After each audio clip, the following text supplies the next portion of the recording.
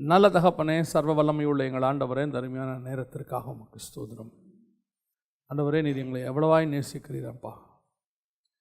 விடுதலையாய் உம்மை ஆராதிக்கும்படிக்கு எங்களுக்கு எவ்வளோ வாய்ப்புகளை ஏற்படுத்தி கொடுக்கிறீர் ஆண்டவரே. உடைய வசனத்தினால் எங்களை இடைகட்டுவீராக. மகிமையுள்ள கரத்தால் எங்களை தாழ்த்துகிறோம். எங்கள் ஆண்டவர் இயேசுவின் நாமத்தில் ஒப்பு கொடுத்து ஜெபிக்கிறோம். எங்கள் ஜீவனுள்ள நல்ல பிதாவே. அல்லேலூயா. உன்னத பாட்டின் புஸ்தகம் 2ஆம் அதிகாரம் 8வது வசனம். இது என் நேசருடைய சத்தம், என் நேசர் மலையின் மேல் குதித்தும் மேடுகள் மேல் துள்ளியும் வருகிறார். இதை பற்றி ஏற்கனவே 2 செய்திகளை நாம் பார்த்துருக்கிறோம். மலையின் மேல் குதித்தும்னு ஒன்று பார்த்துருக்கிறோம், மேடுகள் மேல் துள்ளியும் அப்படின்னு பார்த்துருக்கிறோம். ஆனால் இதில் இன்னும் அதிகமான காரியங்கள் இருக்கிறத உணர முடியுது. ஆண்டவர் சில காரியங்களை இதில் உணர்த்தினார். அதைத்தான் நாம் இன்றைக்கி பார்க்க போகிறோம். இந்த மலையின் அனுபவம், என் நேசர் மலையின் மேல் துள்ளி வருகிறார் அப்படிங்கிறதான, மலையின் மேல் குதித்து வருகிறார் அப்படிங்கிறதான ஒரு அனுபவம். மணவாட்டியும் மணவாளனும் மலையிலே சந்திக்கிறார்கள். அப்பொழுது மணவாளனுடைய வருகையை பற்றி மணவாட்டி விதமாய் சொல்லுகிறாள்.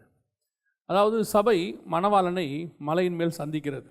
சந்திக்கும் பொழுது அந்த சபை மணவாளனோடு கூட ஏற்படக்கூடிய அனுபவம், அங்கே கேட்கக்கூடியதான நேசருடைய சத்தம்.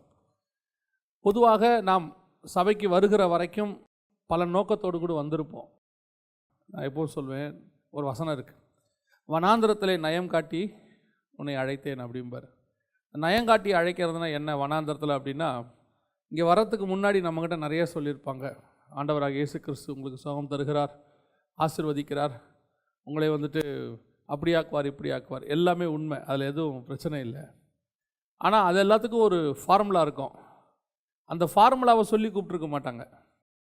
இந்த ஹாஸ்பிட்டலுக்கு போங்க, கண்டிப்பாக அந்த டாக்டர் உங்களை என்ன செஞ்சிருவார், க்யூர் பண்ணிடுவார். அங்கே போனால் தான் டாக்டர் படுக்க போட்டு அறுப்பாருங்கிறது நமக்கு தெரியாது.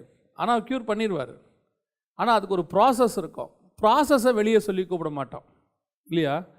ஸ்கூல்ஸ்லாம் இது கொடுக்குறாங்க, ஆடு கொடுக்குறாங்க பேப்பரில். என்ன ஆடு கொடுக்குறாங்க? எங்கள் ஸ்கூலில் 100% பாஸ், எங்கள் பள்ளியில் படித்தவர்கள் அமெரிக்காவில் இருக்கிறார்கள். நம்மளும் உடனே காலங்காத்தால் 5:30 மணிக்கு அப்ளிகேஷன் ஃபார்ம் வாங்கிறதுக்கு போய் லைனில் நின்றுறோம். அங்கே போனால் தான் தெரியும், நீங்கள் மாதம் 3 லட்சம் கட்டணும், 2 லட்ச ரூபா கட்டணும். அந்த ப்ராசஸ் ஒன்று இருக்குது. அது கட்டினா தான் நம்ம அமெரிக்காவுக்கு போக முடியும், பையன் அந்த அளவுக்கு படிக்க வைக்க முடியும். அந்த மாதிரி ஒரு ப்ராசஸ். அது மாதிரி ஆண்டவர் அந்த ப்ராசஸை நம்ம சுவிசேஷம் சொல்ல மாட்டோம், திருப்பிரசங்கத்திலையோ நம்ம கைப்பிரதியிலையோ சொல்ல மாட்டோம். அதெல்லாம் வெளியே வந்த பிறகு அந்த ப்ராசஸை சொல்லுவோம். என்ன ப்ராசஸ்? நீ தேவனோடு கூட நெருங்குவதற்கான ப்ராசஸ், பரலோகத்துக்கு போவதான ப்ராசஸ், எப்படி ஆசீர்வாதத்தை பெற்றுக்கொள்வது, இதுக்கான ஒரு வழி இருக்கிறது. சும்மாவே ஆண்டவர் எதையுமே, நான் எப்பவும் சொல்லியிருப்போம் பைபிளில், சும்மாவே ஆண்டவர் வா ஒன்று அப்படி ஆக்குவேன் இப்படி ஆக்குவேன், அது வேற ஒரு உபதேசம். அந்த உபதேசம் ஒன்று இருக்குது. நீ எப்படி இருந்தாலும் கர்த்தர் ஒன்று என்ன செஞ்சிருவார், ஆசீர்வச்சிருவார். அப்படியெல்லாம் பைபிளில் இல்லை, அந்த மாதிரி எங்கேயுமே இல்லை. அதனால் அந்த ப்ராசஸை சொல்லி கொடுக்கறது தான் சபையினுடைய வேலை. இங்கே யாருமே ஆசீர்வாதத்தை விரும்பாதவங்களே கிடையாது, நான் உட்பட. ஆசீர்வாதம் வேணான்னு சொல்கிறவங்க யாருமே இல்லை. அந்த ஆசீர்வாதத்தை பெறுவதற்கான ஒரு வழிமுறை இருக்கிறது, அவ்வளோதான். பணக்காரன் ஆகணுங்கிறது எல்லாருக்கும் சந்தோஷம்தான், அது நேர் வழியில் ஆகணும், அதான் முறை. எப்படி வேணாலும் ஆகலான்னு சொல்ல முடியாது. அந்த மாதிரி தான் இந்த ஆசீர்வாதத்தை பெற்றுக்கொள்வதற்கு சில காரியங்கள் இருக்கிறது. நம்ம எந்த ஆசீர்வாதத்தை விரும்புகிறோங்கிறது ரெண்டாவது. ஒரு காலகட்டத்தில் நாம் பூமிக்குரிய ஆசீர்வாதங்களை அதிகமாக விரும்புகிறோம், உண்மைதான். ஒரு காலகட்டம் போக போக தேவனோடு கூட நீங்கள் நெருங்க நெருங்க நெருங்க இந்த பூமிக்குரிய ஆசீர்வாதத்தின் மேல் உங்களுக்கு ஒரு வெறுப்பு வரும், அல்லது இந்த பூமிக்குரிய ஆசீர்வாதம் உங்களுக்கு கொஞ்சம் தூரமாகப்படும். இதை விட மேலான ஆசீர்வாதம் ஒன்று இருக்குன்னு நம்ம தேட தொடங்குவோம். அது போக போக போக அது தேவனோடு கூட இருக்கிற ஆசீர்வாதத்தை மட்டும் நாம் தேட தொடங்குவோம்.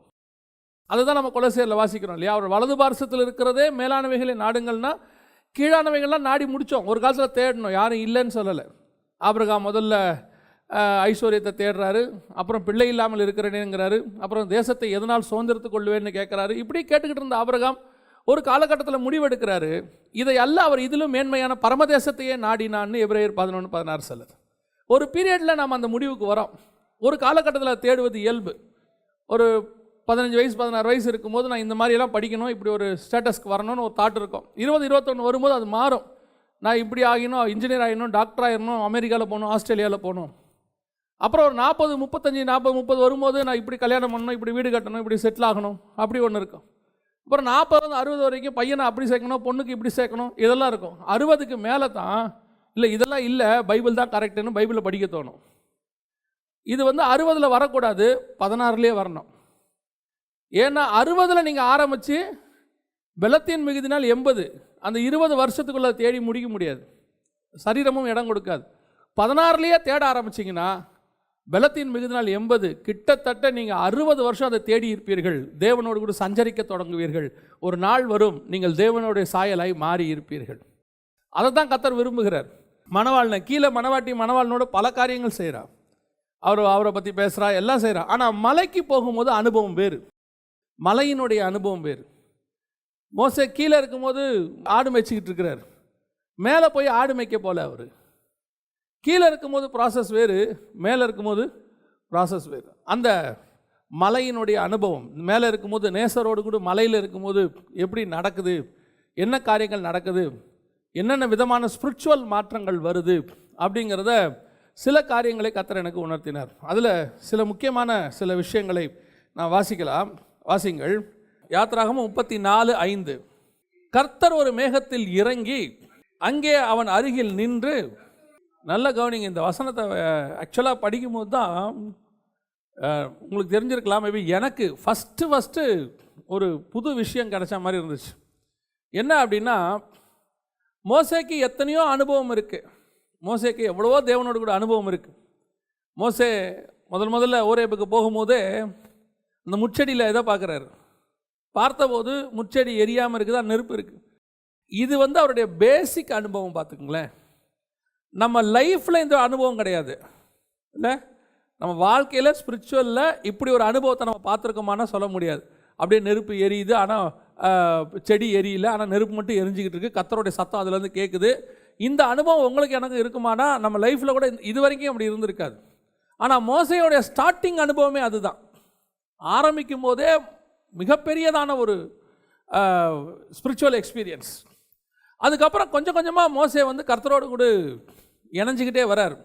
அதுக்கப்புறம் நீங்கள் பார்த்தீங்கன்னா 19ஆம் அதிகாரத்துலலாம் மலை மேலே ஏறி அப்படியே நம்ம போன முறை பார்த்தோம், மலையில் அந்த மேகம் சூழ்ந்து அப்படியே இருளுக்கு நடுவில் கர்த்தர் அவனோடு கூட பேசுகிறதான ஒரு ஜைஜாண்டிக்கான ஒரு விஷன். இதெல்லாம் தாண்டியாச்சு. இப்போ மோசே கேட்குறாரு ஆண்டவரை பார்த்து, நான் உம்முடைய மகிமையை பார்க்கணும் அப்படின்னு கேட்குறாரு. நம்ம இது வரைக்கும் இதை பற்றி மட்டும்தான் யோசிச்சுட்டே இருக்கிறோம். ஆனால் ரொம்ப ஆச்சரியமான ஒரு விஷயம் மலையில் என்ன நடந்துச்சு அப்படின்னு கேட்டிங்கன்னு சொன்னால், 33ஆம் அதிகாரம் 19வது வசனத்தை வாசிங்கள் பார்ப்போம். 33:19. என்னுடைய தயையெல்லாம் நான் உனக்கு முன்பாக கடந்து போக பண்ணி கர்த்தருடைய நாமத்தை உனக்கு முன்பாக கூறுவேன். இந்த நாமத்தை தாங்க கிட்டத்தட்ட 4000 வருஷமாக தேடுறாங்க அவங்க பழைய ஏற்பாட்டில். ஆபிரகாம்லேருந்து தேடுறாங்க. அத்தனை பேர் கேட்குறாரு. யாக்கோபு கேட்குறாரு, உம்முடைய நாமம் என்ன, அது அதிசயம், அதை ஏன் கேட்பானேன். அத்தனை பேருக்கும் மறைக்கப்பட்ட ஒரு நாமம், வேற எந்த நாமமும் இல்லை, இயேசு என்கிற நாமம். ஏன்னா அது ரட்சிப்பின் நாமம். எப்போ ரட்சிப்பு பூமிக்கு வருதோ அப்போ அந்த நாமம் பூமிக்கு வரணும். அது வரைக்கும் அது மறைக்கப்பட்டது. இப்போ நீங்களும் நானும் பாருங்க, மோசே அளவுக்கோ அல்லது ஆபிரகாம் அளவுக்கோ பயங்கரமான ஸ்பிரிச்சுவல் தாட்டெல்லாம் அந்த அளவுக்குலாம் நம்ம ஸ்பிரிச்சுவல் லைஃப்லாம் இல்லைன்னே நான் சொல்லுவேன். ஏன்னா அவங்கெல்லாம் பையனே பலியிடுவதற்கு தயாரானதான ஒரு கூட்டம்னு வச்சுக்கோங்க. ஆனால் அவங்களுக்கு தெரியாத ஒரு நாமம் உங்களுக்கு எனக்கு தெரிஞ்சிருச்சு. இந்த நாமத்தை வச்சுக்கிட்டு ஈஸியாக பிசாசை துரத்திக்கிட்டு இருக்கிறோம் இல்லை.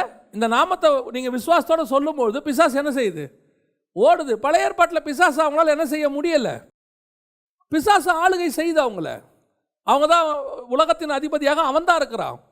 அவனுடைய கட்டுக்குள்ள மேல் பாதாளத்தில் தான் இருக்கிறாங்க. அப்படி இருக்கும்போது அந்த நாமம் 2000 வருஷமாக மறைக்கப்பட்டது. இன்னும் சொல்லப்போனால் 4000 வருஷமாக மறைக்கப்பட்டது, யாருக்குமே சொல்லப்படலை. ஒரு இடத்துல கேட்கும்போது சொல்றாரு, அது நீ ஏன் கேட்பானேன், அது அதிசயம். ஒருத்தருக்கு கூட அந்த நாமத்தை ஆண்டவர் சொல்லவே இல்லை, மறைச்சு வைக்கிறாரு. ஆனால் இங்கே மோசே கிட்ட கேட்காமையே சொல்றாரு, அந்த நாமத்தை நான் உனக்கு சொல்றேன்றார். அந்த நாமத்தை நீ பெற்றுக்கொள்ளணும், அந்த நாமத்தை நீ அறிந்து கொள்ளணும்னா ஒரு இடம் இருக்கு, கண்மலையில் ஒரு இடம் இருக்கு. 33ஆம் அதிகாரத்தில் அவர் என்ன சொல்றாரு பாருங்க. பின்னும் கர்த்தர், இதோ என்னண்டையிலே ஒரு இடம் உண்டு, வாசிங்க. நீ அங்கே கண்மலையில் நில்லு. நல்லா கவனிச்சுக்கொள்ளுங்க. இந்த கண்மலை எங்க இருக்குன்னா மலைக்கு மேலே இருக்கு. எப்படி சொல்ல வரீங்க அப்படின்னு கேட்டீங்கன்னு சொன்னா 34:4 அப்பொழுது மோசே முந்தின கற்பலைகளுக்கு ஒத்த 2 கற்பலைகளை இழைத்து அதிகாலமே எழுந்திருந்து கர்த்தர் தனக்கு கட்டளையிட்டபடியே அவ்விரண்டு கற்பலைகளையும் கையில் எடுத்துக்கொண்டு சீனாய் மலையிலே ஏறினான். அந்த மலையில தான் ஒரு கண்மலை இருக்கு, வெடிப்பு இருக்கு. அந்த வெடிப்புல தான் அவனை போய் வைக்க போறார். இந்த ஒரு அனுபவத்தை மோசே பெற்றுக்கொள்ள இப்பதான் போறார், மேலே போறார். அப்ப அந்த அனுபவத்தை பெற்றுக்கொள்ள போகும்போது அதுக்கு சில ப்ராசஸ் எல்லாம் கர்த்தர் சொல்றார். கண்மலையின் வெடிப்பிலே வந்து நில்லு. கண்மலையின் வெடிப்புனா என்ன? இயேசு கிறிஸ்து அடிக்கப்பட்டது, அதான் கண்மலை வெடிப்பு. ஏன்னா அந்த கண்மலை கிறிஸ்துவே. வெடிப்பு ஏற்படணும்னா ஏதாவது ஒன்று ஏற்பட்டிருக்கணும், பாதிப்பு ஏற்படுத்திருக்கணும், அப்போ தான் அங்கே ஒரு வெடிப்பு இருக்கும். அந்த வெடிப்பு என்ன? இயேசு கிறிஸ்து சரீரம் கிழிக்கப்பட்டது, இயேசு கிறிஸ்துவனுடைய சரீரம் அடிக்கப்படுகிறது. வரப்போகிறதான வெளிப்பாடு இங்கே கிடைக்குது அவருக்கு. அந்த கண்மலையின் வெடிப்பிலே வந்து நில்லு. அப்போ வரப்போகிற இயேசு கிறிஸ்துவனுடைய மரணம் அவைகளுக்கு நடுவில் நீ போகும்போது தான் கிறிஸ்துவினுடைய நாமத்தை நீ தெரிந்து கொள்ள முடியும். அப்போதான் உனக்கு வெளிப்பாடு கிடைக்கும். இப்போ அந்த கண்மலையின் வெடிப்புக்கு அவர் வரணும். அதை விட பெரிய ஆச்சரியம் இந்த இடத்துல ஆண்டவர் சொல்றாரு 33:23, பின்பு என் கரத்தை எடுப்பேன், அப்பொழுது என் பின்பக்கத்தை காண்பாய், என் முகமோ காணப்படாது என்றார். அப்படின்னா என்ன அர்த்தம்? முகத்தை பார்க்க முடியாது, பின்னாடி பார்ப்ப, அதோட அர்த்தமா? அப்படின்னா எனக்கு முன்புறம் ஒன்று இருக்கு, எனக்கு பின்புறம் ஒன்று இருக்கு. முன்புறம் என்ன? நான் நியாயப்பிரமாணத்தின் தேவன். முன்புறம் என்ன? நான் எரிச்சலின் தேவன். முன்புறம் என்ன? என்னை ஒருவரும் காணக்கூடாத இறைவன். முன்புறம் என்ன? நான் பாவத்தை பார்க்க மாட்டாத சுத்தக்கண்ணன். ஆனால் எனக்கு ஒரு பின்புறம் இருக்கிறது, நான் பின்னாடி வருவேன். அப்போ எப்படி வருவேன் தெரியுமா? மன்னிக்கிறவராக வருவேன். பழைய ஏற்பாட்டில் மன்னிப்பை பற்றி மோசே தாங்க பேசுறாரு. அங்கே வாசிக்கிறார் பாருங்க. மோசே சொல்றாரு, 7வது வசனம் வாசிங்க பார்ப்போம். 1000 தலைமுறைகளுக்கு இரக்கத்தை காக்கிறவர், அக்கிரமத்தை மீறுதலையும் பாவத்தை மன்னிக்கிறவர். இந்த பாவத்தை மன்னிக்கிறவர்ங்கிற கான்செப்டே இயேசுனால வர்றது தான். பழைய ஏற்பாட்டில் பாவம் மூடப்பட்டது, எல்லாருடைய பாவமும் மூடப்பட்டுச்சே ஒழிய மன்னிக்கப்படலை. ஆட்டுக்குட்டியின் ரத்தம் அவர்கள் சாகாதபடிக்கு பாதுகாத்ததே ஒழிய பரலோகத்துக்கு கொண்டு போகலை. ஆனால் புதிய ஏற்பாட்டில் தான் இயேசு கிறிஸ்துவின் ரத்தம் தான் நம்மளை எங்கே கொண்டு போகுது? பரலோகத்துக்குள்ளே கொண்டு போகுது. அப்போ அந்த மன்னிக்கிற சுபாவம், அந்த மன்னிக்கிறவராக அவர் வெளிப்படுவார். அதான் பின்புறம், பின்னாடி வரப்போகிறவர். இரக்கமும் கிருபையும் நிறைந்தவராய் வெளிப்பட்டார். இங்கே என்ன சொல்றார் பாருங்க, நான் எவன் மேல் கிருபையாய் இருக்க சித்தமாய் இருப்பேனோ, எவன் மேல் இரக்கமாய் இருக்க சித்தமாய் இருப்பேனோ. கிருபையும் இரக்கமும் இங்கே தான் கரெக்டாக வருது 33:19. அப்போ கிருபையும் இரக்கமும் வந்தாதான் மன்னிப்பு வரும். அப்போ வரப்போகிற இயேசு கிறிஸ்துவை இங்கே வெளிப்படுத்துகிறார். வரப்போகிற இயேசு கிறிஸ்துவை வெளிப்படுத்துகிறார். இதுதான் நான் வரப்போறது, இப்படி தான் நான் வரப்போறேன். அது மட்டும் இல்லை, சொல்லிட்டு அந்த 34 5வது வசனத்தில் கர்த்தர் ஒரு மேகத்தில் இறங்கி அங்கே அவன் அருகே நின்று கர்த்தருடைய நாமத்தை, அந்த இயேசுங்கிற நாமம் யாருக்கு கிடைச்சிருச்சு? மோசேக்கு கிடைச்சிருச்சு. பழைய ஏற்பாட்டில் அத்தனை பேருக்கும் மறைக்கப்பட்ட ஒரு நாமம். இதுதான் தேவன் மலையிலே உங்களை சந்திக்கிற அனுபவம். எப்பேற்பட்ட வெளிப்பாடு பாருங்க. பின்னாடி என்ன நடக்க போகுது? எப்பேற்பட்ட மீட்பு வரப்போகுது? சகல ஜனங்களையும் மீட்க போகிற, மரித்தோரை மீட்கப்பட போகிறதான, உயிர்ப்பிக்க போகிற நாமத்தை குறித்த அந்த நாம வெளிப்பாடு மோசேக்கு கிடைக்குது. எங்கே கிடைக்குது? மலையில் கிடைக்குது. இந்த மலையில் அந்த தேவனுடைய பின்புறத்தை, அதாவது வரப்போகிற இயேசு கிறிஸ்துவை கிருபையும் இரக்கம் நிறைந்தவராய் அவர் பார்க்குறாரு. அந்த மலையில் இயேசு கிறிஸ்துவனுடைய நாமத்தை அவர் பார்க்குறாரு. இதே காரியத்தை மீண்டும் மறுரூப மலையில் பார்க்குறாரு. இதே மோசே பார்க்குறார். மத்தேயு சுவிசேஷம் 17ஆம் அதிகாரம் 2-3 வசனங்கள் வாசி.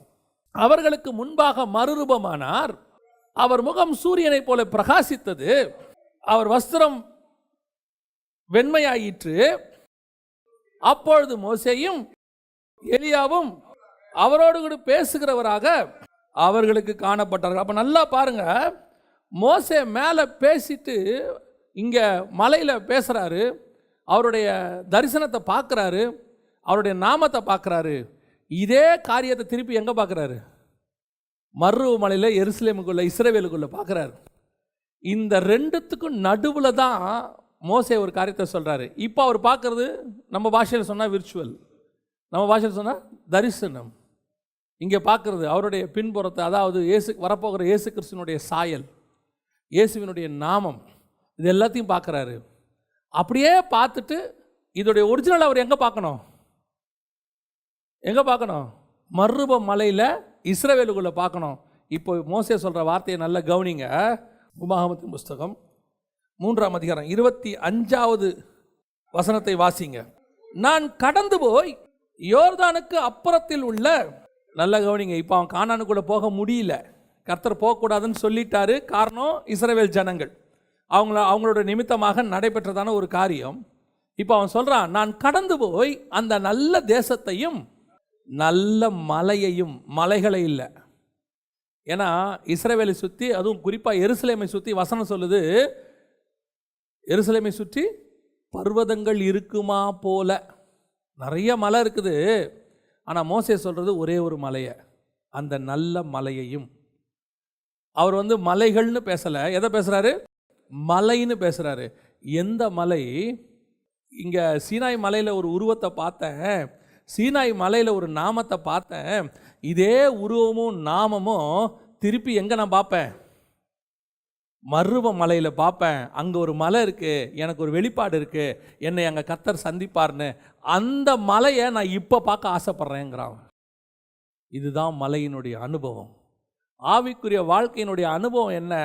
இன்னும் பூமிக்குரியதையே பார்த்துக்கிட்டு, இன்னும் இங்கே இருக்கிறதையே பெற்றுக்கிட்டு, இன்னும் அந்த சருக போட்ட புடவையை எப்படியாவது வாங்கிடணும், எப்படியாவது அந்த ஒரு புது கார் ஒன்று மாடல் வந்திருக்கு, அதை வாங்கிடணும். இப்போ 48 மெகா பிக்சல் கேமராவோட ஒரு ஃபோன் வந்திருக்கு. உன் தாட்டு முழுக்க முழுக்க எங்கே இருக்கு?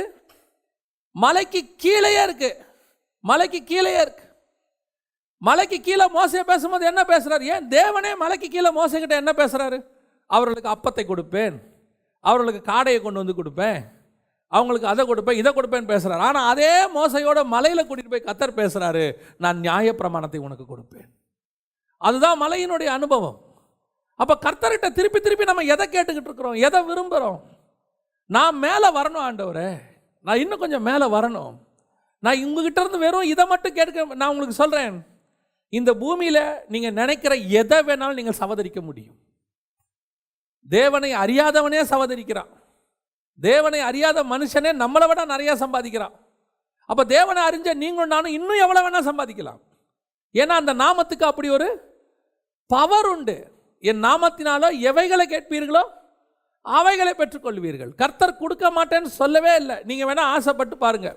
தேவன் கொடுக்குறாருங்கிறது வேற, நான் கேட்டு வாங்கிறதுங்கிறது வேற. நான் கேட்டு வாங்கிறது என்னைக்கு இருந்தாலும் ஆபத்து தான், என்னைக்கு இருந்தாலும் ஆபத்து தான் அதில் இருக்கு. அது சாலமோன் கேட்ட ஞானமாக இருந்தாலும் சரி. சாலமோன் ஞானத்தில் என்னங்க பிரச்சனை? சாலமோட வீழ்ச்சிக்கே கடைசியில் அவன் ஞானம் தான் காரணம். எல்லா தேசத்து ராஜஸ்திரியும் தேடி வந்துட்டா, உங்கள் ஞானத்தை கேட்க வந்தேன், ஞானத்தை கேட்க வந்தேன். வந்தவ சும்மா வரல, அவங்க கடவுளையும் கூட்டிகிட்டு வந்துட்டா. இப்போ இவர் வந்தவருக்கு அவ்வளோ ஞானம் இருந்துச்சு, அவங்க கடவுளை கும்பிடக்கூடாதுன்னு சொல்கிறதுக்கான ஞானம் இல்லை அவருக்கு. பார்வோனு குமாரத்தையை போய் கல்யாணம் பண்ணுறாரு, எல்லா கானானேஸ்திரிகள் எல்லாத்தையும் கல்யாணம் பண்ணிவிட்டு எல்லா கடவுளையும் கொண்டு வந்து உள்ளே விட்டு விட்டாரு. என்ன ஞானம்? அந்த ஞானத்தினுடைய பலன் என்ன? இன்னைக்கு நாம் என்ன செய்கிறோம்? கல்யாணம் பண்ணி கூட்டிகிட்டு வந்துட்டு அந்த அம்மாவுக்கு நம்ம சாட்டிஸ்ஃபை பண்ணி திருப்தி பண்ணுறதுக்கு, இல்லை கணவனை கல்யாணம் பண்ணி திருப்தி பண்ணுறதுக்கு வேறு வழி இல்லாமல் நம்ம என்ன செஞ்சுட்டு இருக்கிறோம்? விக்கிரகங்களை அலோ பண்ணிக்கிட்டு இருக்கிறோம். கேட்டால் நம்ம என்ன சொல்கிறோம்? இல்லை குடும்பம் சந்தோஷமாக இருக்குன்னா வேறு வழி இல்லைங்க, எதை வரைக்கும் அலோ பண்ணணும்னு பைபிள் சொல்லுதோ அதை வரைக்கும் தான் அலோ பண்ணணும். பிள்ளைகளே கர்த்தருக்குள், பெற்றோருக்கு, நீ பெற்றோருக்கு கீழ்ப்படுகிறதுக்குள்ள கர்த்தருக்குள் தான் கீழ்ப்படியணும், கர்த்தருக்கு வெளியே கீழ்ப்படியக்கூடாது. நான் சொல்றது புரியுதா உங்களுக்கு? இன்னைக்கு நம்ம எந்த அளவுக்கு நம்ம கர்த்தரை விட்டு தூரம் போயிருக்கிறோம், எந்த அளவுக்கு தேவையில்லாத அலோ பண்ணுறோம். எது வேணா இருக்கட்டும், கேட்டு வாங்கக்கூடியது, கர்த்தரிடத்தில் கேட்டு வாங்கக்கூடியதுக்கு ஒரு விளைவு உண்டு. கர்த்தர் கொடுக்கிறதா இருந்தால் அது ஆசீர்வாதம், அவராக கொடுக்கிறது. அப்போ கர்த்தர் கொடுக்கிறது என்ன? இந்த பூமிக்குரியதா? இது சும்மாவே கிடைக்கும், நீங்கள் உழைச்சாலே கிடைக்கும், உண்மையாக உழைச்சாலே கிடைக்கும், உலகத்தானுக்கே கிடைக்குது, நம்மளை விட நிறைய கிடைக்குது. அப்போ நான் எதை வாங்கணும்? இதே தான் வாங்கணுமா? இதிலே தான் இருக்கிறேனுமா? நான் என்ன நினைக்கிறேன்னா, ஆவிக்குரிய வாழ்க்கைக்கு வந்தவங்களுக்கு நான் பேசுகிறேன். சபைக்கு வந்து இவ்வளோ செய்திகளை கேட்குறாங்க. இன்னும் உங்களோட தாட்டு முழுக்க முழுக்க எப்படியாவது இங்கே ஒரு ப்ரொமோஷன் வந்தால் கொஞ்சம் நல்லா இருக்குமே, ரொம்ப நாளாக ப்ரொமோஷனே வரலையே. கர்த்தர் உனக்கு ப்ரொமோஷன் கொடுக்கணும்னு நினச்சாருன்னா நீங்கள் கேட்காமையே கொடுப்பார். ஆனால் அந்த ப்ரொமோஷனுக்கு போய் நீங்கள் பிரச்சனையை அனுபவிப்பீங்கன்னு தெரிஞ்சால் உனக்கு கொடுக்காம இங்கேயே பீஸ்ஃபுல்லாக வச்சுருப்பார். பீஸ்ஃபுல்லாக வேலை பார்க்குறது முக்கியமாக, ப்ரொமோஷனில் போய் தொல்லையோடு இருக்கிறது முக்கியமாக? ஒரு போலீஸ் ஆஃபீஸர் இருந்தார், அவர் என்னுடைய நண்பர். அவர் பேசும்போது சொல்வார், பாஸ்டர் எனக்கு ப்ரொமோஷனை 5 வருஷமாக கொடுக்குறாங்க, நான் வேணான்ட்டேன். ஏன் வேணான்ட்டீங்க? நல்லா உங்களுக்கு இதெல்லாம் இன்க்ரீஸ் ஆகுமே, சேலரிலாம் அதெல்லாம் சரிதான் பாஸ்டர், இப்போ ஜோம் பண்ணுற மாதிரி பண்ண முடியாது. இப்போ எனக்கு போய் கையெழுத்து போட்டு வந்துட்டா போதும், எப்பயாவது கூப்பிடுவாங்க போய் ஒர்க் பண்ணால் போதும். இப்போ நல்லா ஜோம் பண்ணலாம், பைபிள் வாசிக்கணும். ஆனால் அந்த போஸ்டிங்கில் அப்படி இல்லை. காலையில் 6 மணிக்கு போய் உட்காந்தோம்னா நைட்லாம் உட்காந்து இருக்க வேண்டியிருக்கும். ஜோம் பண்ண முடியாது, பைபிள் வாசிக்க முடியாது. எனக்கு அதை விட இதுதான் பீஸ்ஃபுல்லாக இருக்குது. கர்த்தருக்கு தெரியும் எங்கே வச்சா சந்தோஷமாக இருப்போம், எந்த போஸ்டிங்கில். இப்போ நமக்கு வேலை எதுக்கு பார்க்குறோம்? சந்தோஷமாக இருக்கிறதுக்கு தானே. நம்ம அதை தாண்டி ஒரு பீரியடில் எங்கே போயிடுறோம்? தகுதி அடிப்படையில் எனக்கு அது வேணும் இது வேணும் உலக பிரகாரமாக போகும்போது தான் நமக்கு மேலான காரியங்கள் ஞாபகத்துக்கு வரவே மாட்டேங்குது. சில நேரங்கள் ஆண்டவர் கீழே உட்கார வச்சாருன்னு வச்சுங்களேன், உட்காருங்க, அங்கேருந்து கர்த்தர் உங்களை மேலே கூட்டிகிட்டு போவார். என்னுடைய எண்ணம் எதை பற்றி இருக்கணும்? மேலான காரியங்களை பற்றி இருக்கணும். மலைக்கு கீழே யோசிக்கக்கூடாது, மலைக்கு மேலே போனால் தான் இனி வரும் கிறிஸ்துவினுடைய வெளிப்பாடுகளை பெற்றுக்கொள்ள முடியும். அதுக்கு தான் கர்த்தர் உங்களை என்னையும் அழைச்சிருக்கிறார். இன்னும் இதையே யோசிக்காதீங்க, என் பிள்ளையோடைய எதிர்காலம் என்னவாகும் இல்லை எல்லாத்தையும் கேட்டுருவாங்க. இப்போ கேட்டு வீட்டுக்கு போகும்போது என்ன பேசுவாங்கன்னா, அதெல்லாம் ப்ராக்டிக்கலாக ஒத்து வராதுங்க. எப்படி? அதெல்லாம் ப்ராக்டிக்கலாக ஒத்து வராது. அது பிரசங்கத்துக்கு நல்லாயிருக்கும், ஆனால் நீங்கள் யோசித்து பாருங்கள். பிள்ளைகளுக்கு நான் சொல்கிறேன், நான் 2 பிள்ளை வச்சுருக்கேன். நான் சொல்கிறேன், என் பிள்ளைகளோட எதிர்காலத்தை குறித்து நான் கவலைப்பட்டதே கிடையாது. எனக்கு கவலைப்படுறதுக்குன்னு ஒரு ஆள் இருக்குது. போதுமான கவலை அவங்களே படுவாங்க, நான் கவலையே பட மாட்டேன். அவங்களே என்ன கேட்பாங்க, கவலையே இல்லாமல் இருக்கீங்க, அதனால தான். சோத்திரம், பிரைஸ் தி லார்ட். 6வது படிக்கும்போது கேட்டாங்க, பிள்ளைக்கு ஃபீஸ் கட்டுறது எப்படி கர்த்தர் கொடுப்பார். 9வது படிக்கும்போது கேட்டாங்க, இப்போவே பிள்ளைக்கு ஃபீஸ் கட்டுறதுக்கு இவ்வளோ கஷ்டப்படுறீங்க, நாளைக்கு காலேஜுக்கெல்லாம் போனால் நிறைய கட்ட வேண்டிய, அப்போ என்ன பண்ணுவீங்க? கர்த்தர் கொடுப்பார். 6வதுலேயும் கொடுத்தார், 9வதுலேயும் கொடுத்தார், காலேஜுக்கும் கொடுத்தார். கொடுத்து முடிச்சிட்டார், கதை முடிஞ்சு. நமக்கு என்ன கவலை? நம்ம உலகத்தான் ஒரு பழமொழி சொல்லுவாங்க, மரத்தை வச்சவன் ஜீவனை கொடுத்தவர் அதை பாதுகாக்க வல்லமையுள்ளவராக இருக்கிறார். நான் எப்போவுமே சொல்லுவேன், ஒரு நீதிமானுக்கு பிறக்காத என்னையே கர்த்தர் நல்லா காப்பாற்றிட்டாருன்னா ஊழியக்காரனுடைய சந்ததியை கர்த்தர் கண்டிப்பாக காப்பாற்றுவார். கர்த்தருடைய பிள்ளைகளாக இருக்கிற நம்முடைய பிள்ளைகளை கர்த்தர் நிச்சயமும் காப்பாற்றுவார். தேவையில்லாமல் தூக்கி போட்டுக்கிட்டு காலங்காத்தால் ஏந்திரிச்சவனே யோசிக்கிறது, பிள்ளைக்கு கல்யாணத்துக்கு என்ன பண்ணுவோம்? பிள்ளை என்ன பண்ணுது? எல்கேஜி படிச்சுட்டு இருக்கு,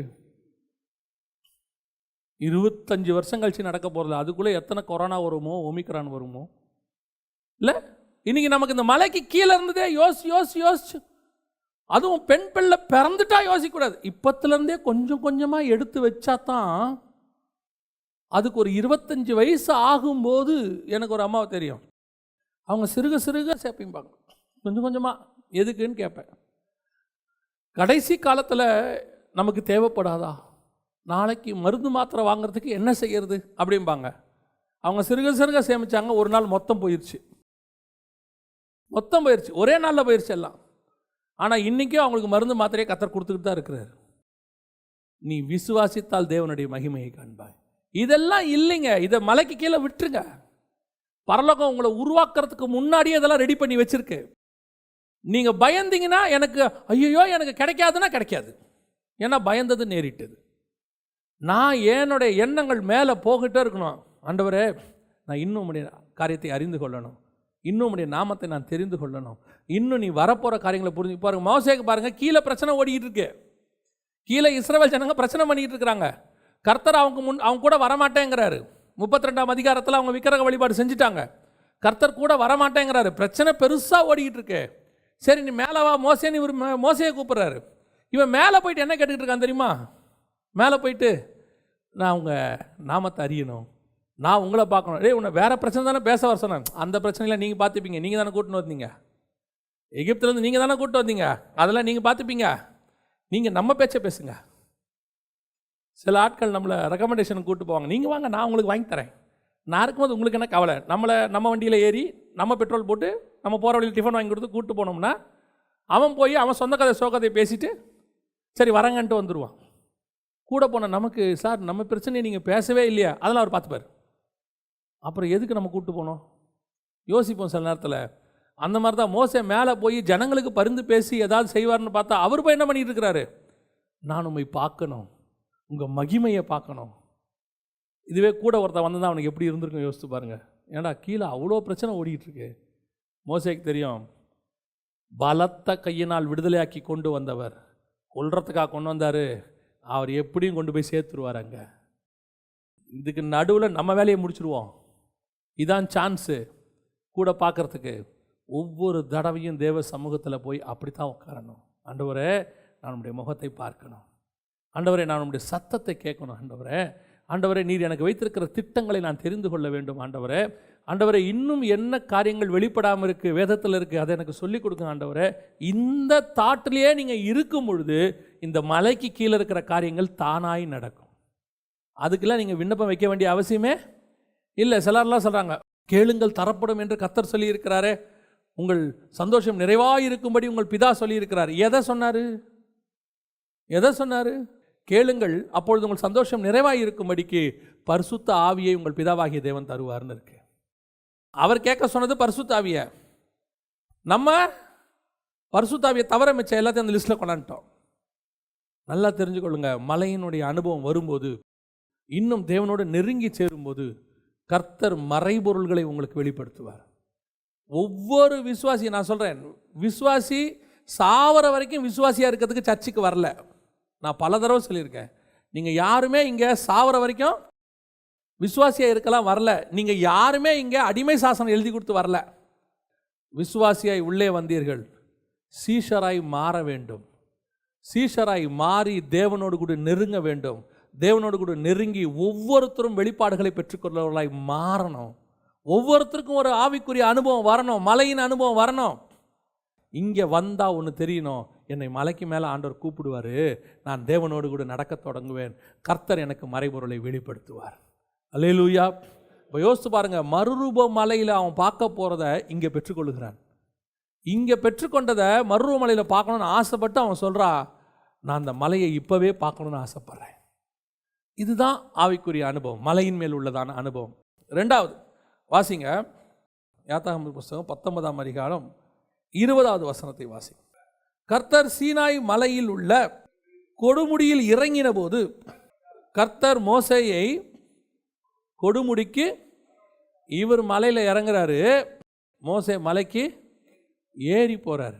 இவங்க ரெண்டு பேரும் மலையில் ஒரு இடத்துல மீட் பண்ணுறாங்க.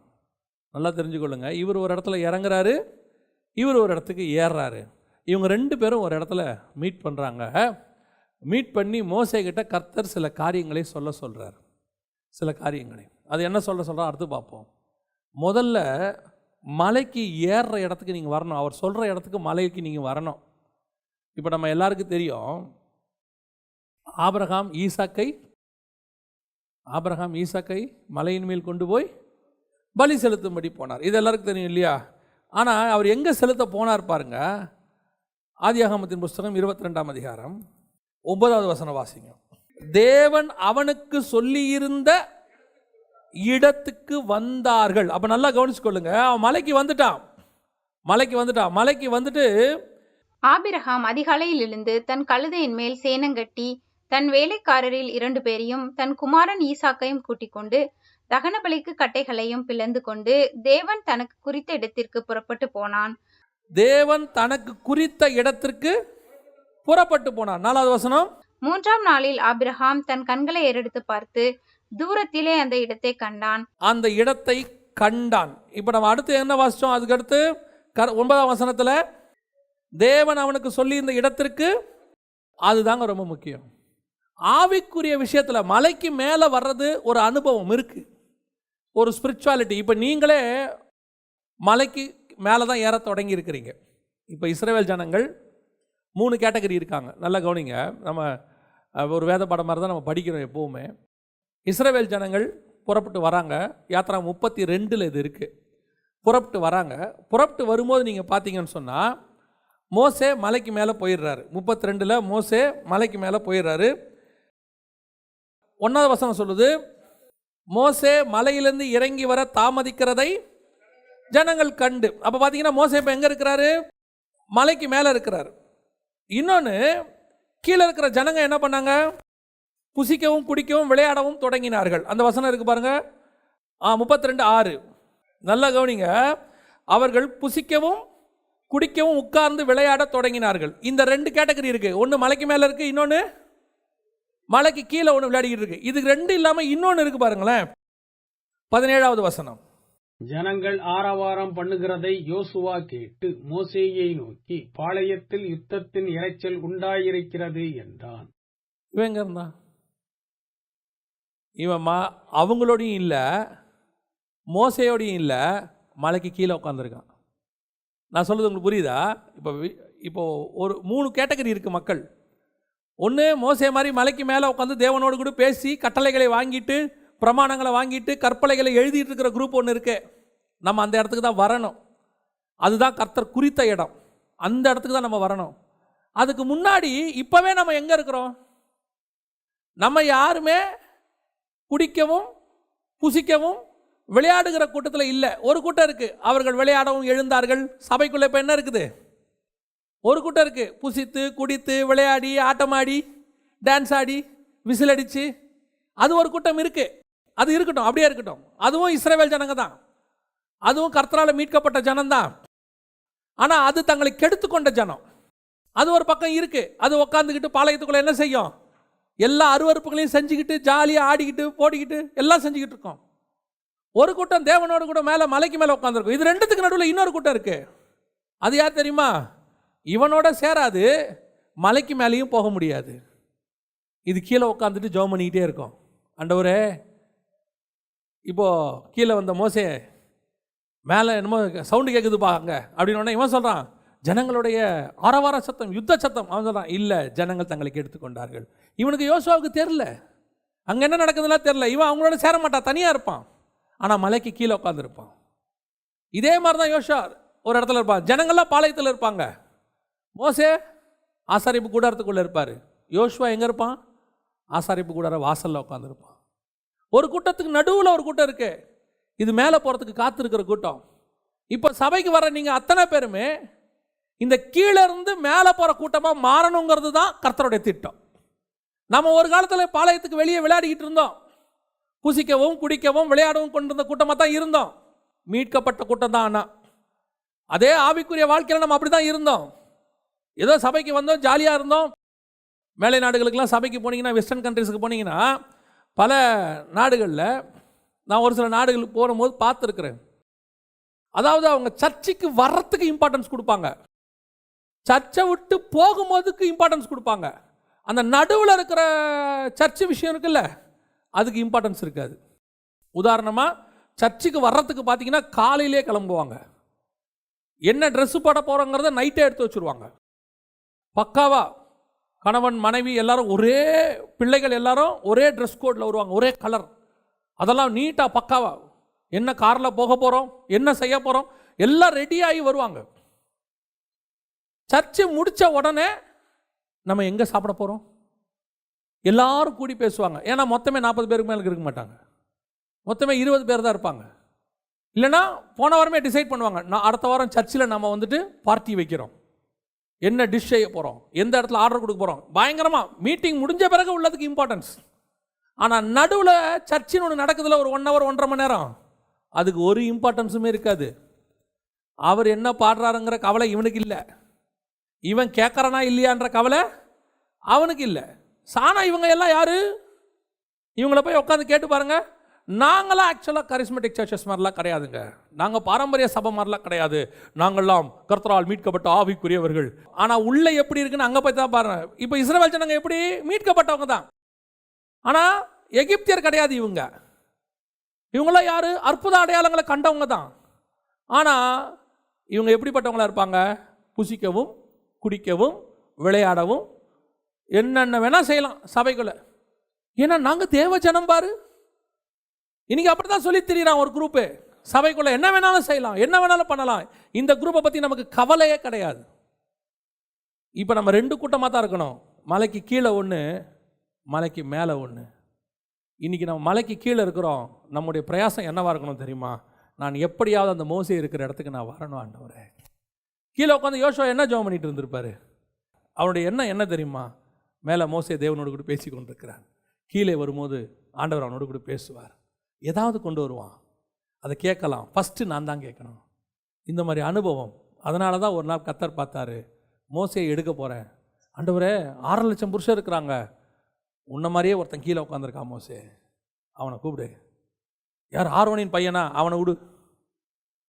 அப்புறம் யார்? காலேபா, அவனையும் விடு. யார்? மலைக்கு கீழேயே ஒருத்தன் உட்காந்துருந்தான் பாரு, அவனை மேலே கூட்டு வா. அவன்தான் அடுத்து நான் சொல்லக்கூடியதை ஜனங்களுக்கு சொல்லக்கூடியவன். அந்த இடத்துக்கு தான் நீங்கள் நானும் வரணும். கர்த்தர் உங்களுக்கு எனக்கும் ஒரு இடத்த குறித்து வச்சிருக்கிறாரு. மலையில் கர்த்தர் குறித்த இடத்துக்கு வரணும். அந்த ஸ்பிரிச்சுவல் லைஃபுக்கு வரணும். எல்லா ஸ்பிரிச்சுவல் லைஃபும் கர்த்தர் சொல்கிறது அல்ல. 12 பேர் கர்த்தர்கிட்ட இருந்தாலும் 3 பேர் வித்தியாசமாக இருந்தான். 3 பேர் வித்தியாசமாக இருந்தாலும் ஒருத்தன் மார்பிளஸ் ஆயிரவனாக இருந்தான். அவன் தான் கடைசியில் ரகசியத்தை பெற்றுக்கொள்ளுகிறவனாக இருந்தான். இதுதான் ஆவிக்குரிய வாழ்க்கையினுடைய வளர்ச்சி. நானும் எல்லாரும் மாதிரியும் ஸ்பிரிச்சுவலாக இருந்தேன், நானும் விசுவாசியாக இருந்தேங்கிறதுக்காக கர்த்தர் உங்களை கூப்பிடல.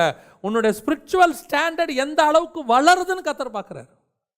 நான் அந்த இடத்துக்கு வரணும் ஆண்டவரே. எனக்கு என்ன நியமிச்சிங்க? மலையில் நிறைய இடம் இருக்குது ஆபிரகாம், எல்லா இடத்துலையும் பலி கொடுக்காத, நான் சொல்கிற இடத்துல வந்து பலி கொடு.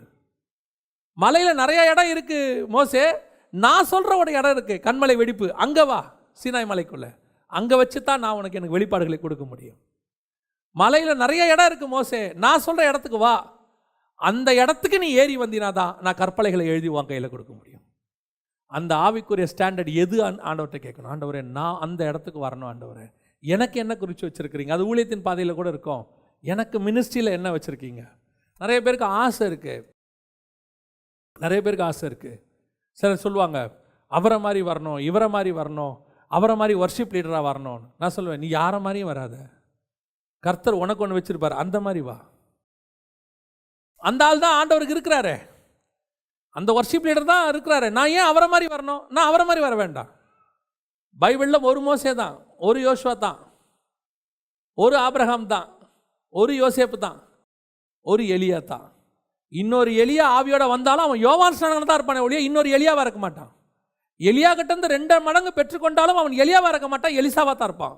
அவனுடைய அழைப்பு வேறு, இவன் அழைப்பு வேறு, ஒவ்வொருத்தருக்கும் டிஃபரெண்ட். நட்சத்திரங்கள் மகிமை வேறு.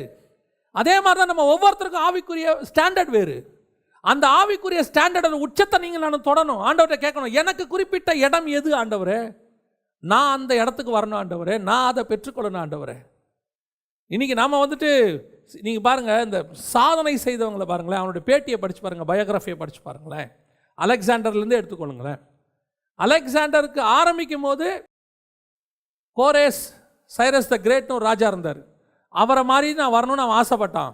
ஆனால் ஒரு பீரியடில் முடிவெடுக்கிறான், நான் சைரஸோட கிரேட்டை விட மேலே போகணும். அதனால தான் அவன் அலெக்சாண்டர் த கிரேட்டாக மாறினான். ஒரு பீரியடில் டெண்டுல்கர் கிரிக்கெட் விளையாட போகும்போது கவாஸ்கர் மாதிரி வரணும், இவர் மாதிரி வரணும் ஆசைப்பட்டிருப்பாரு. ஆனால் ஒரு நாள் எல்லாரையும் தாண்டி நான் டெண்டுல்கராக நிற்கணும், இவர் கவாஸ்கர் மாதிரி அல்ல, நான் டெண்டுல்கராக நிற்கணும். இப்போ வரவன் என்ன செய்யணும்? நான் டெண்டுல்கர் மாதிரி அல்ல, அவரையும் தாண்டி போகணும். ஏன்? எனக்கென்று ஒரு அழைப்பு இருக்கு, கர்த்தர் என்ன கூப்பிட்ட ஒரு இடம் இருக்கு, என்னை உட்கார வைக்கிற ஒரு இடம் இருக்கு, நான் அங்கே போகணும். முதல்ல அது எனக்கு தெரியணும். அது என்ன இடம் ஆண்டவரே, என்னை அங்கே கூட்டிகிட்டு போங்க, அதை நான் பெற்றுக்கொள்ள எனக்கு கிருபை பாராட்டுங்க. அது மலையில் ஒரு இடத்துல இருக்கும், உங்கள் அத்தனை பேருக்கும் இருக்கும். நீங்கள் டிஸ்கரேஜ், நிறைய பேர் என்ன சொல்கிறாங்கன்னா, எனக்கு என்னங்க அவ்வளோதான், லைஃப் முடிஞ்சிருச்சு, இதோட வேறு ஒன்றும் இல்லை, கர்த்தர் எனக்கு இதோடு அப்படியே ஓடி வாழ்க்கையை முடிச்சிட வேண்டியது தான். அந்த மாதிரி வார்த்தையை சொல்லவே சொல்லாதீங்க. 50 வயசில் கூட கர்த்தர் உங்களுக்கு இன்னொரு உயர்வை கர்த்தர் கட்டளையிட வல்லமை உள்ளவராக இருக்கிறார். நான் சொல்கிறது உங்களுக்கு புரியுதா? 35 வயசில் ஏனோக்கு ஒரு பையனை கொடுத்தாரு, மெத்துசலான்னு. அவன் மேலே கர்த்தருக்கு ஒரு திட்டம் இருந்துச்சு. ஆனால் 100 வயசில் ஆபிரகாமுக்கு ஒரு பையனை கொடுத்தாரு, ஈசாக்குன்னு. அவன் மேலேயும் கர்த்தருக்கு ஒரு திட்டம் இருந்துச்சு. நமக்கு வயசு என்னங்கிறது முக்கியம் இல்லை, கர்த்தருடைய திட்டம் என்னங்கிறது தான் முக்கியம். எப்போ வச்சிருக்கிறாரு, எப்போ வேணாலும் கர்த்தர் பயன்படுத்துவார், எப்போ வேணாலும் பயன்படுத்துவார். ஆண்டவர்கிட்ட கேட்கணும், ஆண்டவரே எனக்கு என்ன திட்டம் வச்சுருக்கிறீங்க, எந்த இடத்துக்கு நான் வரணும், ஒரு இடத்துல வந்து எப்போவுமே ஒரு இடத்துல வந்து நீங்கள் திருப்தி மட்டும் அடைஞ்சிட்டிங்கன்னா, சாட்டிஸ்ஃபைட் அடைஞ்சிட்டிங்கன்னா, அதுக்கப்புறம் கர்த்தர் உங்களை பயன்படுத்தவே முடியாது. அவ்வளோதான். ஸ்டாக்டு வாட்டர் மாதிரி அது. அது தேங்குற தண்ணி. முடிவு வரைக்கும் நான் ஓடணும் ஆண்டவரே, முடிவு வரையும் நான் ஓடணும், கடைசி நிமிஷம் வரைக்கும் நான் ஓடணும், உமக்கென்று ஏதாவது செய்யணும். தானியேலை பார்த்து ஆண்டவர் சொல்கிறாரு, போதும்பா நீ வேலை செஞ்சது. 12ஆம் அதிகாரம் தானியேல் புத்தகத்தில் கர்த்தர் சொல்கிறார், நீ போதும் தானியேல் வேலை செஞ்சது, போ நீ போ ரெஸ்ட் எடுப்போ. இந்த மாதிரி ஒரு எஜமான் ஊழியக்காரனை பார்த்து சொல்ல முடியுமா? அந்த இடத்துக்கு நான் வரணும். சில நேரத்தில் ஆண்டவர் தட்டி எழுப்புறாரு, ஏந்திரு போக வேண்டிய தூரம் ரொம்ப இருக்குது, படுத்து தூங்கின்னு இருக்கிறியே. இன்றைக்கி நம்மளெல்லாம் அப்படி தான் இருக்குது. நிறைய பேருக்கு காலைல 5 மணினாலே என்னன்னு தெரியாது, 4 மணினா என்னன்னு தெரியாது, அதிகாலை 8 மணி. கவனிச்சுக்கொள்ளுங்க, நமக்குன்னு ஒரு ஸ்டாண்டர்டான இடத்த கர்த்தர் வச்சிருக்கிறாரு. அந்த இடத்த நம்ம என்ன செய்யணும்? அடைஞ்சிட்டு தான் பரலோகத்துக்குள்ளே நுழையணும். அதுக்கு தான் கர்த்தர் ஜீவனை கொடுத்துருக்கிறாரு. இல்லைன்னா ரட்சிக்கப்பட்ட உடனே மேலே கூட்டிகிட்டு போயிருப்பாரு. ஏன் ரட்சிக்கப்பட்ட உடனே கொண்டு போல? உன்னை கொண்டு நான் செய்ய வேண்டிய காரியங்கள் கொஞ்சம் இருக்கு. அது பூமிக்குரியதில்லை, அது தனி, அது நடக்கும். ஆனால் பரலோகத்தினுடைய வேலை உங்களையும் என்னையும் கொண்டு செய்ய வேண்டியது கொஞ்சம் இருக்கு. அதை செய்து முடித்து விட்டு கர்த்தர் மேலே கொண்டு போவார். அதை ஆண்டவர்கிட்ட கேட்கணும், எதுக்கு ஆண்டவரே? இதில் ஒரு விஷயம் மட்டும் சொல்கிறேன். இதை செய்யறதுக்கு உங்களுடைய குவாலிஃபிகேஷன்லாம் காரணம் இல்லை. நல்லா தெரிஞ்சுக்கொள்ளுங்க. நான் படிக்கலை, எனக்கு வந்து ரொம்ப தகுதி இல்லை, எனக்கு இங்கிலீஷ் வராது, நான் வந்து ரொம்ப, அதெல்லாம் கிடையவே கிடையாது. அந்த மேட்டரே கிடையாது. படிப்பறிவில்லாத யோவானை கொண்டு வெளிப்படுத்தின விசேஷ கர்த்தர் எழுத வல்லமையுள்ளவராக இருக்கிறார். புரியுதுங்களா? ஒரு மீனவர் தான் அவர், படிப்பறிவில்லாதவர் அவரே சொல்கிறார். படிப்பறிவில்லாத எங்களை கொண்டு கர்த்தர் இப்படிப்பட்ட காரியங்களை செய்தார். அவரை கொண்டும் கர்த்தர் செய்ய முடியும். நல்லா படித்த பவுலை வச்சும் செய்ய முடியும். இந்த கீழே இருக்கிற படிப்பு, அந்தஸ்து, மற்ற காரியங்கள் எதுவும் கிடையாது. பரலோகம் எனக்கு ஒன்று நியமிச்சிச்சு, அது என்னை கொண்டு செஞ்சு முடிக்கும். பரலோகம், நான் ஆடு மேய்க்கிறவனா இருந்தாலும் என்னை ராஜாவாக்கணும்னு பரலோகம் முடிவு பண்ணால் அதை செய்து முடிக்கிற வரைக்கும் நான் இங்கே இருக்கணும். என்னை ராஜாவாக்கின உடனே எனக்கு புறப்பட்டு மேலே போயிடணும். அவ்வளோதான். அல்லேலூயா. 3வது கடைசியாக மலையின் மேல் அனுபவம். மேலே என்ன இருக்குது அப்படிங்கிறத மாத்திரம் பார்த்துட்டு நம்ம முடிச்சிடலாம். வாசிங்க மத்தேயு சுவிசேஷம் 4ஆம் அதிகாரம் 8வது வசனம் வாசிங்க. மறுபடியும் பிசாசு அவரை மிகவும் உயர்ந்த மலையின் மேல் கொண்டு போய் உலகத்தின் சகல சாம்ராஜ்யங்களையும் அவைகளின் மகிமையும் அவருக்கு காண்பித்து. இப்போ நல்லா பாருங்க, நேசரை மலையில் சந்திக்கணும். நேசரை மலையில் சந்திக்கணும். நேசர் அங்கே குறிப்பிட்ட இடத்துக்கு நான் வரணும். அப்படி நான் வரும்போது எனக்கு சில வெளிப்பாடுகளை கர்த்தர் கொடுப்பார், எனக்குன்னு உரியதை கொடுப்பார், என்னை கொண்டு சில காரியங்களை செய்வார். அது உண்மை, சரி. ஆனால் என் நேசரையே ஒரு இடத்துக்கு கூட்டிகிட்டு போகிறான். அவன் நேசரையே என்ன செய்கிறான்? ஒரு இடத்துக்கு கூப்பிட்டு போகிறான். கூப்பிட்டு போய் சகல காரியங்களையும் காட்டுகிறான். இப்படி ஒரு மலையின் அனுபவம் இருக்குது. நல்லா தெரிஞ்சுக்கொள்ளுங்க, இது ஒரு மலையினுடைய அனுபவம். இந்த அனுபவத்துடைய பிரச்சனை என்ன அப்படின்னு கேட்டிங்கன்னு சொன்னால், இப்போ மோசே மேலே போகும்போது அங்கிருந்து அவர் தேவனை எப்படி பார்ப்பார்? மேலே தான் பார்க்கணும். ஏன்னா அவர் மேலேருந்து கீழே இறங்கி தான் பேசிக்கிட்டு இருக்கிறார், மேலே தான் பார்க்கணும். இப்போ கண்மலையின் வெடிப்புக்கு போகும்போது அவர் வெடிப்புக்குள்ளேருந்து இப்போ தேவனை எப்படி பார்ப்பார் மோசே? மேலே தான் பார்க்கணும். ஏன்னா அவர் அப்படி தான் இறங்குவார். ஆனால் இன்னொரு அனுபவம் இருக்குது, மலைக்கு மேலே இன்னொரு அனுபவம் இருக்குது. அது என்ன அனுபவம்? மேலே கூட்டிகிட்டு போய் கீழே பார்க்க வைக்கிற அனுபவம். இப்போ அவன் எப்படி காட்டினா? லூக்கா 4:5 வாசிங்க. பின்பு பிசாசு அவரை உயர்ந்த மலையின் மேல் கொண்டு போய் உலகத்தின் சகல ராஜ்யங்களையும் ஒரு நிமிஷத்திலே அவருக்கு காண்பித்து. இப்போ மலைக்கு மேலே கூட்டிட்டு போய் இப்போ அங்கிருந்து மேலே பார்க்கல, அங்கிருந்து என்ன செய்யறான்? கீழே பார்க்க வைக்கிறான். கீழே பாரு, என்னென்ன இருக்கு எல்லாத்தையும் பாரு. இதுதான் ஸ்பிரிச்சுவல் லைஃபோடைய கடைசி சோதனை மனுஷனுக்கு. நீங்கள் ஆவிக்குரிய வாழ்க்கையில் நல்லா வளர்ந்து வரும்போது இப்போ உங்களை கூப்பிட்டு அப்பத்தை கொடுக்க மாட்டான், உங்களை கூப்பிட்டு வேற எதையும் கொடுக்க மாட்டான் பிசாசு. இப்போ சொல்லுவான், நல்ல மலையின் அனுபவத்துக்கு வந்துட்டியா? ஆமாம், இந்த மலையின் அனுபவம் மோசே ஏறி வந்த அனுபவம் இல்லை. இந்த மலையின் அனுபவம் ஆவியானவரால் கொண்டு வரப்பட்ட அனுபவம் அல்ல. இந்த மலையின் அனுபவம் பிசாசால் கொண்டு வரப்பட்ட மலையின் அனுபவம். பிசாசால ஒரு மலையின் அனுபவம் ஒன்று வரும், ஒரு உயர்வு வரும். அது எப்போ வரும் தெரியுமா? உங்களோட ஸ்பிரிச்சுவல் லைஃப்பில் வரும். இயேசு கிறிஸ்து ஜெபம் பண்ணி முடித்தவன் தானே வந்துச்சு. இது 40 நாள் உபவாசம் இருந்த பிறகு தானே வருது. மோசே 40 நாள் உபவாசம் மலைக்கு மேலே இருந்தார் இல்லை? இப்போ இவர் 40 நாள் உபவாசம் இருந்த உடனே ஒரு உயர்வு வருது. யார் கூட்டிகிட்டு போகிறானா? பிசாசு கூட்டிகிட்டு போகிறது. தேவன் கூட்டிகிட்டு போகிறதுக்கும் நான் ஆவிக்குரிய வாழ்க்கையில் கர்த்தர் என்னை கொண்டு போகிறதுக்கும் பிசாசு கூட்டு போகிறதுக்கும் டிஃப்ரென்ஸ் இருக்குது. உங்கள் ஸ்பிரிச்சுவல் லைஃப்பில் பிசாசு மேலே கூட்டிகிட்டு போவோம். நீங்கள் மேலே போக போக நல்லா தெரிஞ்சுக்கொள்ளுங்க, ஆவிக்குரிய வாழ்க்கையில் நீங்கள் இருக்கிறீங்கன்றதுனால பிசாசு உங்கள் வாழ்க்கையில் இருக்காதுன்னு அர்த்தம் கிடையாது. உங்களுக்கு உள்ளதான் இருக்காது, ஆனால் உங்களை சுற்றி அதை வேலை பார்த்துக்கிட்டே இருக்கும். எங்கே உன்னை தட்டலாம், எங்கே வீழ்த்தலாம் அப்படின்னு பார்த்துக்கிட்டே இருக்கும். அப்படியே நீங்கள் மேலே போக போக ரொம்ப ஆச்சரியம் பாருங்கள். இயேசு இப்போ வனாந்தரத்தில் நிற்கிறாரு. ஃபஸ்ட்டு வனாந்தரத்தில் நிற்கும் போது பிசாசு அவரை பார்த்து என்ன சொல்லுச்சு? கல்லுகளை அப்பமாக்கி. இப்போ கல் எங்கே இருக்கும்? கீழே இருக்கும். இந்த கல்லுகளை இப்போ இயேசு எங்கே பார்க்கணும்? கீழே பார்க்கணும். சரி, ஓகே, இப்போ ரைட். இப்போ அடுத்த ஸ்டாண்டர்ட் உப்பரிக்கையின் மேலே கூட்டிகிட்டு போயிட்டான். உப்பரிக்கையின் மேலே கூட போயிட்டு இப்போ எங்கே பார்க்க சொல்கிறான்? கீழே தாழ குதியும். இப்போ இன்னும் ஸ்டாண்டர்ட் வளர்ந்த உடனே அடுத்து இப்போ உங்களை எங்கே பார்க்க வைக்கிறான்? கீழே தான் பார்க்க வைக்கிறான். சரி, இப்போ உப்பரிக்கையிலேருந்து அடுத்து எங்கே கூட்டிகிட்டு போயாச்சு? மலைக்கு மேலே. இப்போ போய் மலைக்கு மேலே கூட்டிகிட்டு போய் இப்போ எங்கே பார்க்க சொல்கிறான்? ஒரு தடவையாவது மேலே பார்க்க சொன்னானா? இதுதான் பிசாசுடைய பிளெஸிங்.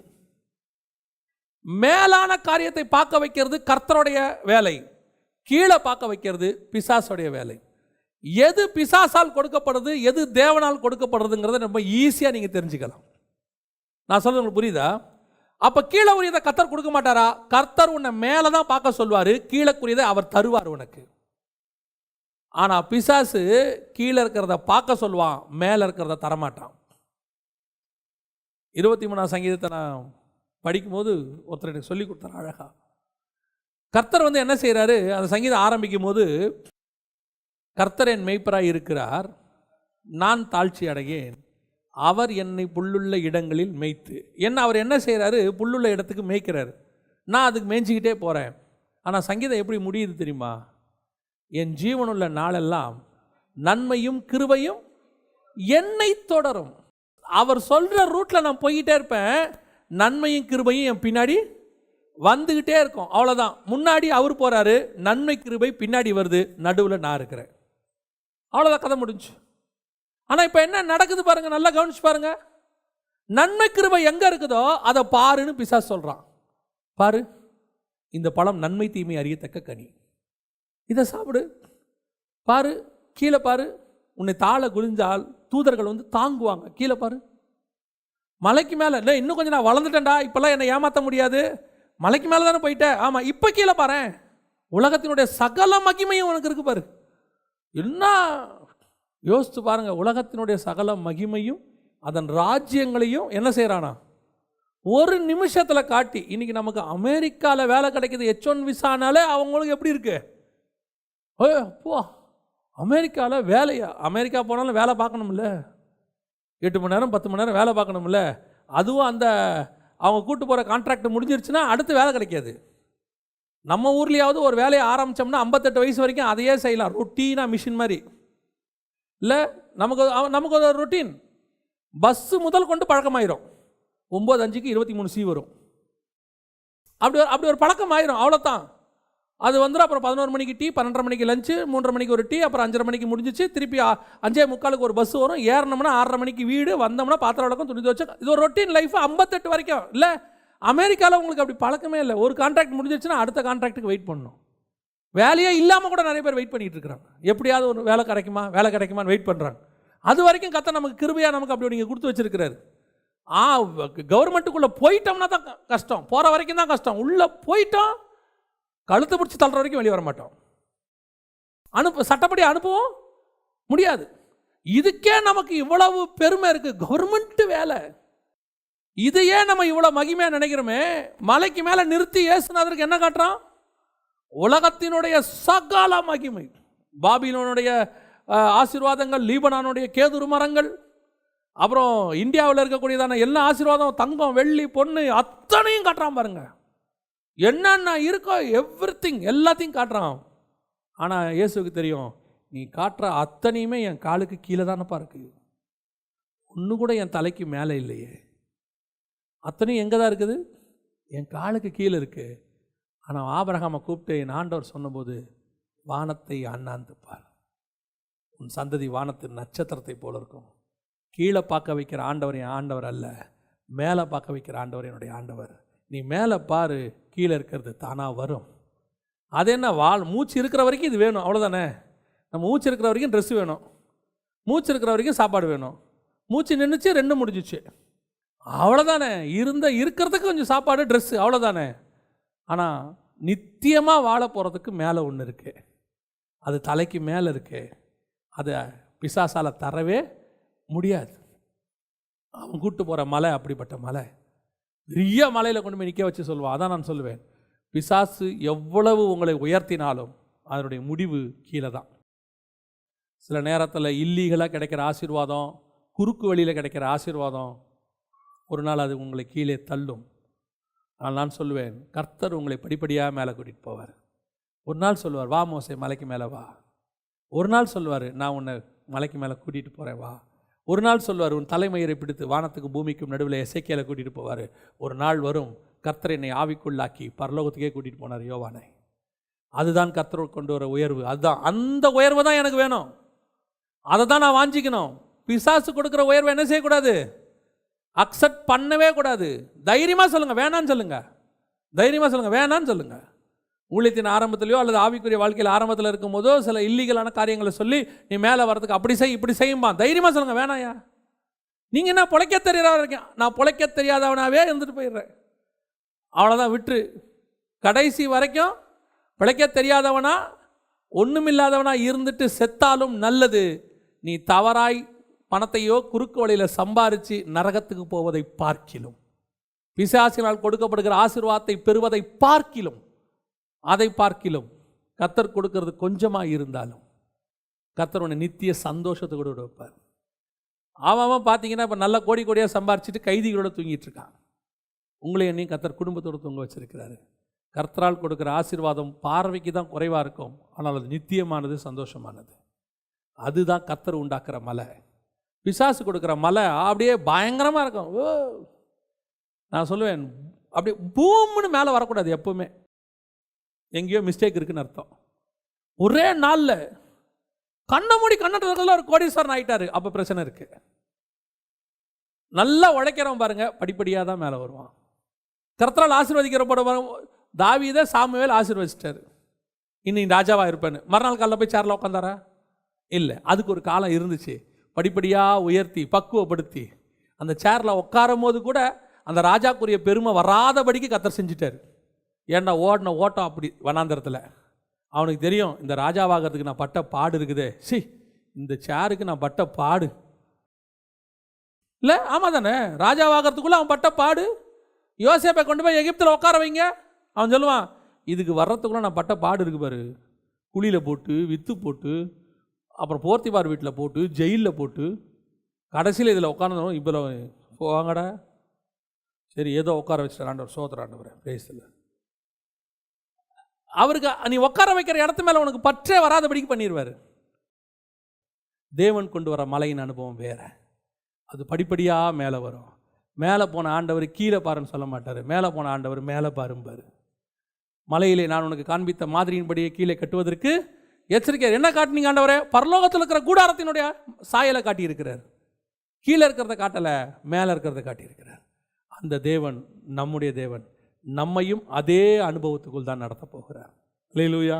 ஆண்டவர்கிட்ட அதை கேளுங்க, ஆண்டவரே மேலானவைகளே நான் நாடணும், ஆண்டவரே எனக்கு வெளிப்படுத்தி கொடுங்கப்பா, என்னை கொண்டு என்ன செய்ய போறீங்கன்னு சொல்லுங்கள். திருப்பியும் கடைசியாக சொல்லி முடிக்கிறேன், நீங்கள் அப்படி செய்யும் பொழுது கீழானவைகளை கர்த்தர் பார்த்துக்கொள்வார். எல்லாவற்றையும் அவர் தந்து ஆசீர்வதிக்க வல்லமையுள்ளவராக இருக்கிறார். அல்லேலூயா. நம்ம ஜெபம் பண்ணுவோமா? தேவ சமூகத்தில் எந்திரிப்போமா? Thank you Holi spirit. நன்றி ஆவியானவரே. அப்பா, நாங்கள் மலையின் அனுபவத்துக்கு வர எங்களுக்கு கிருபை பாராட்டும் ஆண்டவரே. நாங்கள் மலைக்கு கீழே உட்கார்ந்துருக்கிற யோசுவாக்களாக இருக்கிறோம்ப்பா. நாங்கள் விசுவாசிக்கிறோம், சீக்கிரத்தில் மலைக்கு மேலே நாங்களும் வருவோம் ஆண்டவரே. மலைக்கு கீழே 9 சீஷர்கள் இருந்தாங்க, மலைக்கு மேலே 3 சீஷர்கள் இருந்தாங்க. நாங்கள் கீழே இருக்கிற சீஷர்களாக மட்டும் இல்லை ஆண்டவரே, மேலே வர சீஷர்களாய் மாறணும். மேலே வரும்போது வெளிப்பாடுகளை பெற்றுக்கொள்ள முடியும், மேலே வரும்போது மறுரூபமாகிற அனுபவத்தை காண முடியும், மேலே வரும்போது இனி நடக்க போகிற சம்பவங்களை நீங்கள் கேட்க முடியும். கர்த்தர் உங்களுக்கு பெரிய வெளிப்பாடுகளை கட்டளையிடுவார். அந்த இடத்துக்கு நான் வரணும் ஆண்டவரே, நீங்கள் விரும்புகிறவங்க, அப்படி நான் வரணும், நான் அப்படிப்பட்ட காரியங்களை விரும்புகிறவங்க கரங்களை ஆண்டவர்கிட்ட உயர்த்துங்க. உயர்த்தி ஆண்டவர்கிட்ட இருதயத்தின் ஆழத்துலேருந்து கேளுங்க. கடமைக்காக அல்ல. அப்படிப்பட்டவங்க கையை தூக்கவே வேண்டாம். நீங்கள் சாதாரணமாக ஜெபம் பண்ணால் போதும். உண்மையிலேயே நான் அந்த மலையின் அனுபவம், கண்மலையின் வெடிப்பில் போய் பின்னாடி வரப்போகிற தேவனை நான் பார்க்கணும், அந்த அனுபவத்தை நான் பார்க்கணும். அந்த நாமம் அவர் 4000 வருஷமாக யாருக்கும் சொல்லாத நாமத்தை நான் கேட்கணும். யாருக்கும் சொல்லாத வெளிப்பாட்டை நான் கேட்கணும். இதுவரைக்கும் யாரும் பெற்றுக்கொள்ளாத வெளிப்பாடை நான் பெற்றுக்கொள்ளணும். வேதத்தினுடைய மறை பொருள் எனக்கு சொல்லிக் கொடுக்கப்படணும். 2000 வருஷமா ஆதாம் முதல் கொண்டு ஆபிரகாம் வரைக்கும் மறைக்கப்பட்ட நாமத்தை மோசேயின் கரத்தில் கர்த்தர் சொல்லுகிறார். மோசே கிட்ட சொல்றார், அதே மாதிரி எனக்கு சொல்லணும் ஆண்டவரே, இன்னும் என்னென்ன மறைபொருள் இருக்கு, இன்னும் உங்ககிட்ட என்ன ரகசியங்கள் இருக்கு. பல நேரங்களில் நீங்கள் சொல்லியிருக்கிறீங்கப்பா, இன்னும் அநேக காரியங்களை நான் உங்களுக்கு சொல்ல வேண்டி இருக்கிறது, அவைகளை சொன்னால் தாங்க மாட்டீர்கள்னு சொன்னீங்க ஆண்டவரே. இப்போ எங்களுக்கு சொல்லிக் கொடுங்கப்பா. பரிசுத்த ஆவியானவர் வந்துட்டாரு, இப்போ நாங்கள் தாங்குவோம் ஆண்டவரே, எங்களுக்கு சொல்லிக் கொடுங்கன்னு கேளுங்க. கர்த்தர் உங்களை அப்படிப்பட்ட அனுபவத்துக்குள்ளே கொண்டு போவார். இந்த பூமிக்குரிய காரியங்கள் எல்லாம் ஒரு நாள் ஒளிந்து போகும், அதெல்லாம் தானாக நடக்கும். நீங்கள் இருக்கிற வரைக்கும் அதெல்லாம் கர்த்தர் பார்த்துக்கொள்வார். அழைத்தவர் உண்மை உள்ளவர். உன்னை வனாந்தரத்தில் நடத்தினாலும் அப்பமும் தண்ணீரும் உனக்கு போஷிக்க அவர் வல்லமை உள்ளவராக இருக்கிறார். நீங்கள் அதை பற்றிலாம் யோசிக்க வேண்டாம். கீழானவைகள் அல்ல, மேலானவைகளே நாடுங்கள். மலையில் எனக்கு என்ன வச்சுருக்கீங்க ஆண்டவரே, எனக்கு என்ன சொல்லிக் கொடுக்க போகிறீங்க, நான் என்ன பார்க்கணும், நான் என்ன கற்றுக்கொள்ளணும், அப்படி விரும்புகிறவங்கெல்லாம் கரங்களை ஆண்டவருக்கு நேராக உயர்த்தி ஜெபம் பண்ணுவோமா? எங்கள் சர்வ வல்லமை உள்ள தகப்பனே, அருமையான நேரத்திற்காக உமக்கு ஸ்தோத்திரம். உடைய மகிமை உள்ள கரத்தில் தாழ்த்துகிறோம். வேதத்தின் மகத்துவங்களை, ரகசியங்களை, அரிய பொக்கிஷங்களை, ஒளிப்பிடத்தின் பொக்கிஷங்களை, அந்தகாரத்தில் உள்ளவைகளை கர்த்தாவே நீர் எங்களுக்கு புதையல்களை எங்களுக்கு நீர் எடுத்து தரப்போகிற தயவுக்காக உமக்கு ஸ்தோத்திரம். கர்த்தருடைய ஆழத்திற்குள்ளே நாங்கள் கடந்து போகட்டும். மலையின் அனுபவத்துக்குள்ளே நாங்கள் கடந்து வரட்டும். மார்பிலே சாய்ந்து ரகசியங்களை நாங்கள் பெற்றுக்கொள்ளட்டும் ஆண்டவரே. இங்கே ஏறி வா என்று சொல்லி இனி சம்பவிக்க போவதை நான் உனக்கு காண்பிப்பேன் என்கிற அனுபவத்தை நாங்கள் பெற்றுக்கொள்ள கிருபை பாராட்டும். என்னிடத்தில் ஒரு கண்மலை வெடிப்பு உண்டு, நீ அங்கே வா, உனக்கு நான் நாமத்தை சொல்லுவேன் என்கிற அனுபவத்தை நாங்கள் பெற்றுக்கொள்ளணும் ஆண்டவரே. எங்கள் தலைமயிரை பிடித்து வானத்துக்கு பூமிக்கும் நேராக எடுத்துக்கொண்டு போய் ஆண்டவரே ரகசியங்களை எசேக்கியேலுக்கு வெளிப்படுத்துறது போல எங்களுக்கும் வெளிப்படுத்தி கொடுங்கப்பா. நாங்கள் அந்த பூமிக்குரியதிலேயே கேட்டு கேட்டு சோர்ந்து போயிட்டோம் ஆண்டவரே.